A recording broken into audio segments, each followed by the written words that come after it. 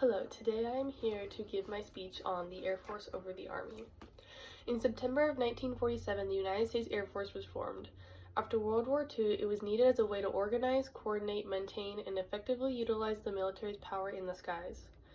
With a total of over 689,000, the Air Force is the second largest branch, right after the Army.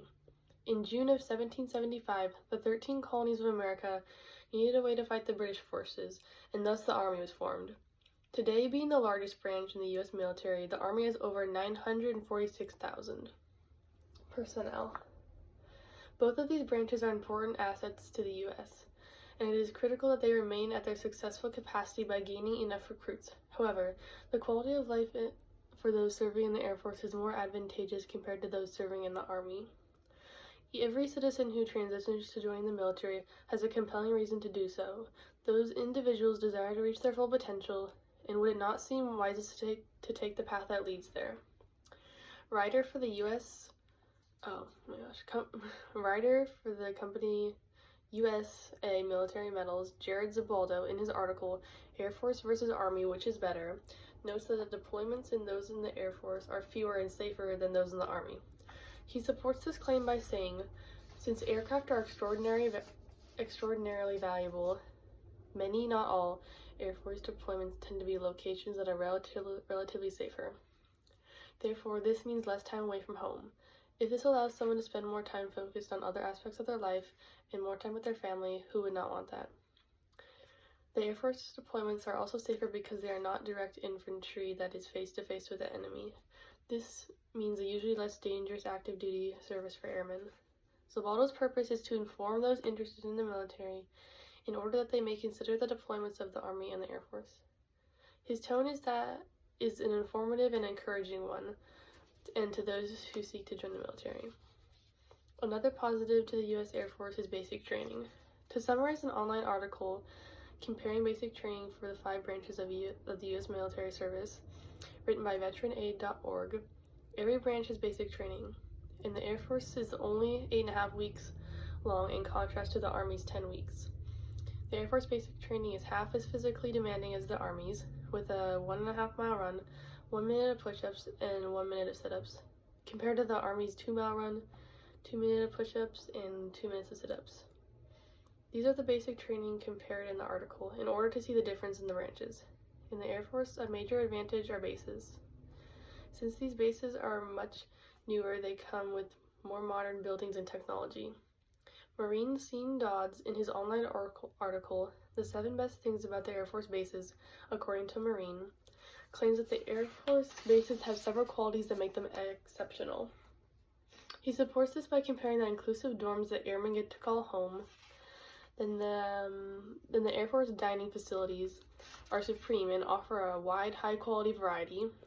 Then that the Air Force gyms are masterfully designed temples of athletic excellency, all of which are complete with pools, yoga classes, Zumba courses, cardio centers, masseuses, basketball courts, racket courts, functional fitness areas, and juice bars.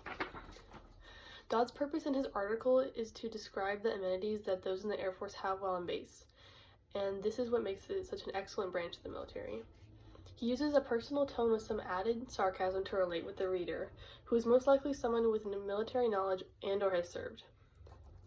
Now, it is said that the Army has a stronger sense of brotherhood and camaraderie, and that these are formed during intense physical and mental training.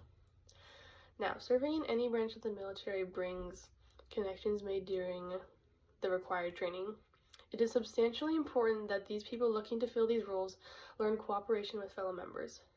Bruce Killander, in his article Warrior Week, quotes Major Terry Schuller. As the officials are quick to point out, however, the program is not designed to produce the USAF equivalent of a foot soldier. Rather, it aims to lay the groundwork for future training. In the Air Force, those who fly aircraft have to be adaptable to working together to complete the mission. Even if the cockpit is only a single seat, mutual support is a major part of being an airman. It is also argued that the Army is more accessible to those looking for a faster path to service, and that its academic requirements are more lenient. It is true that the size of the Army requires it to maintain high recruitment numbers by promoting its personnel faster. However, lenient does not apply to all of the Army. For example, the GPA that gets students admitted to West Point is 3.9 to 4.0 plus. This can be compared to the Air Force Academy's GPA requirement of 3.7 and up. Therefore, it is displayed by both branches that exceeding academic averages are required in some instances. To conclude, both branches are worthy of respect, and those who serve in them are worthy of respect. The lifestyle offered in the U.S. Air Force has predominant qualities that make it notable compared to the U.S. Army. Deploying in the Air Force has its benefits. The basic training is shorter, leading an individual to go on to more selective training. A greater quality of life can be expected through new and modern bases in the Air Force.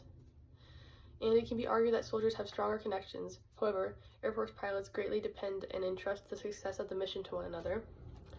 All in all, America needs its Air Force. America has needed its Air Force for the past 78 years, and that need will continue as long as war and as long as peace endures. Therefore, be informed, enlist, and continue the pride and honor of this country. Thank you.